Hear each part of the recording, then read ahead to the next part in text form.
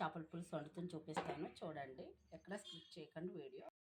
Hello hi అండి. ఈరోజు Sunday special కదండి చేపల పులుసు అండి. చేపల పులుసులోకి ఏమేమి కావాలో చెప్తాను. ఆంధ్ర చేపల పులుసు అని చాలా టేస్టీగా ఉంటుంది. వీడియో మొత్తం చూడండి, ఎక్కడ స్కిప్ చేయకండి. ఇవ్వండి చేపలు అయితే తీసుకున్నాను, 1 కిలో చేపలు, తర్వాత ఏమో ఉల్లిపాయలు, తర్వాత మామిడికాయ ముక్కలు, ఒక 6 పచ్చిమిర్చి, కొత్తిమీర, కరివేపాకు, ఒక 50 గ్రాముల చింతపండు. ముందుగా అయితేనండి కళాయి పెట్టుకునండి మనము ఆవాలు, జీలకర్ర, మెంతులు అయితే వేయించాలండి. ఇవి మాడకుండా వేయించుకోవాలి. తాలింపు అయితేనండి మాడకుండా వేయించుకుని తర్వాత అండి మనం ఒక 3 ఉల్లిగడ్డలు అండి పొడుగుగా కోసుకోవాలి. ఇలా కోసుకుంటేనే టేస్టీగా ఉంటుందండి కర్రీ. చేపల పులుసు ఎప్పుడు ఆంధ్ర స్పెషల్ అండి, ఇది చాలా టేస్టీగా ఉంటుంది. మనం ఈ ఉల్లిపాయలు పెద్దగానే కొంచెం పొడవుగా కోసుకోవాలి. ఒక 3 పాయలు అయితే సరిపోతుంది. ఇలాగా ఆనియన్స్ వేగిన తర్వాత అండి మనం ఒక 6 పచ్చిమిర్చిని అయితేనండి ముక్కలు కోసుకుని వేసుకోవాలండి. ఆనియన్స్ సగం వేగాక వేసుకోవాలండి. చూడండి ఇలాగా ఆనియన్స్ వేయించుకోవాలి దోరగా.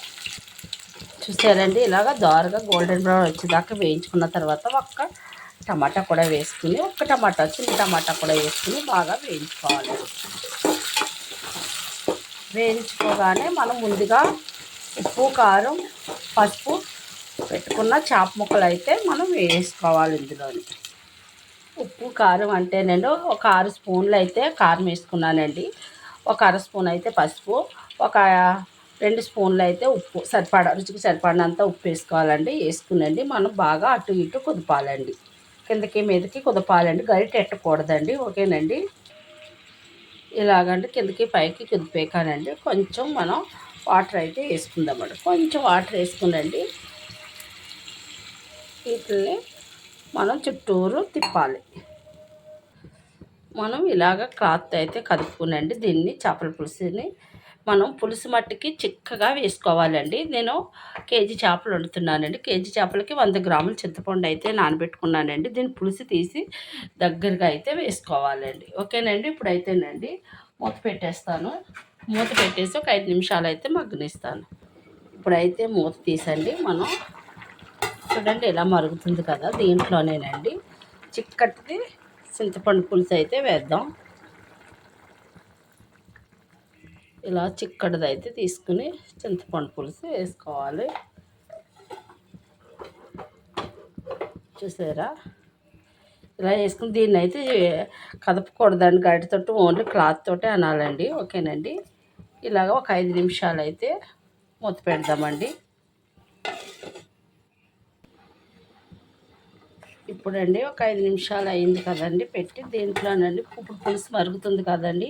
పులుసు మరిగేటప్పుడు అండి మనం కొంచెం కరివేపాకు అండి, కరివేపాకు బాగుంటుంది, కొంచెం కరివేపాకు వేసుకునండి. అలాగే మనం మామిడికాయలు అన్నాం కదా, మామిడికాయ ముక్కలు కూడా వేసుకుందామండి.